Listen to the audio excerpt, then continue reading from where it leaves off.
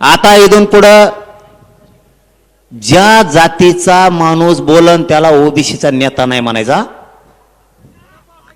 इथून पुढं एक ध्यानात घ्यायचा, आज घडवून जाणाऱ्या प्रत्येक महाराष्ट्रातल्या माणसाने ओबीसीचा नेता बोलला ते काय करताय चाभऱ्यापणा, हे आत्ताशी आपल्या डोक्यात आलंय. आमच्या ओबीसीवर अन्याय होतो, मग आपण सगळ्या ओबीसीला बोलवतो का नाही? ओबीसीवर अन्याय नाही. याची लाभार्थी थोडी जात आणि हेव दोनच धरून मागा लागा जायचं. ओबीसी इथून पुढे बोलायचं नाही. समजा उदाहरणार्थ इथून पुढं, आता इथून पुढं लक्षात ठेवा, समजा आता थोड्या माळी आणि थोड्या माळ्याचा नेता छगन भुजबळ, बाकीच्या नेत्याने काही, बाकीच्या माळ्याने काही केलं का आपलं? उगाच उगाच सगळ्याला चेंगरीतो आपण बी.